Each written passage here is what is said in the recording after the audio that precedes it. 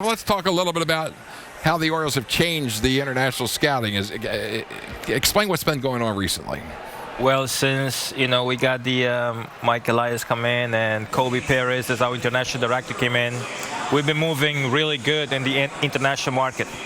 We got Mike Elias itself has a lot of experience doing international.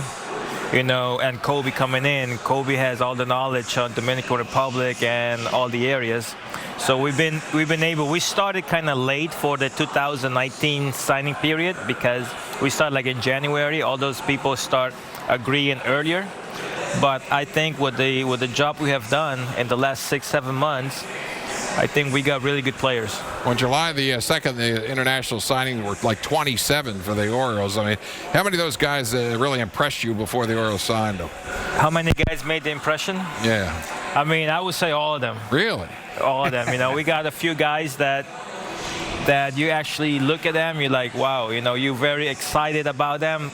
Of course, there's some other guys you sign that they're going to take a couple of years to get where you want them to be. But we got some guys that I think, for next year they can keep moving already because they that much ready to do the next level already. Calvin, do you physically get to go down and work with them and coach them down on the field? No, actually, I just go down and look at the guys in tournaments, and we look at guys more than 1, 2, or 3 times. So we try to get history on them, at bats on them, so we're able to make something. If you had a chance to say what is better, the pitching that you've seen so far or the position players, what seems to be more exciting to you?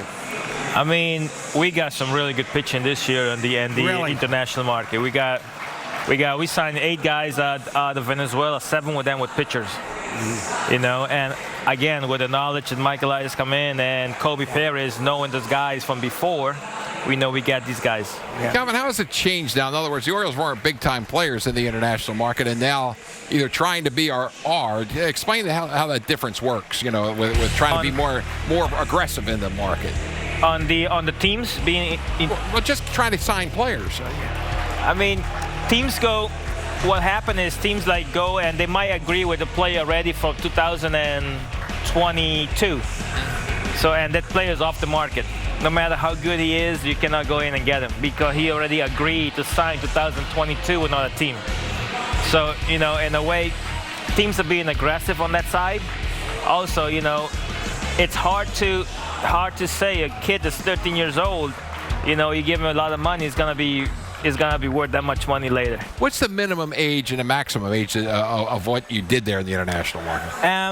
There's no actually maximum age. I mean, there's a period you got to sign July 2nd.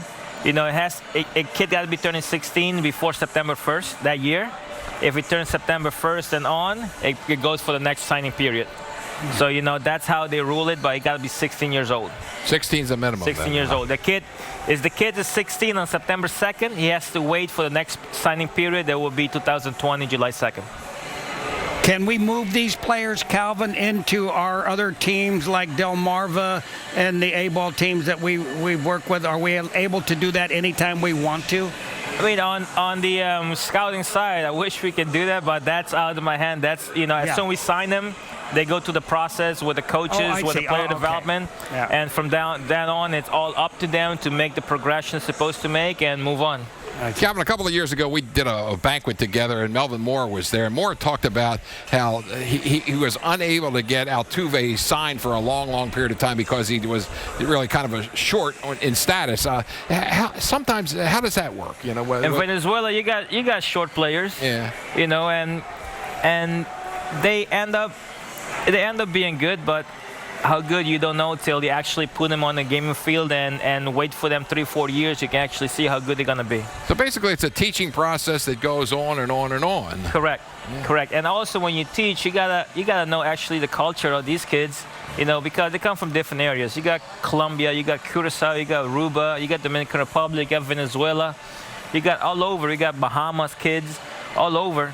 So, as a teaching guy down there, you got to actually know the culture because you can tell something in one way, it might understand, but the next guy, a different country, might not understand the same way you explain in one.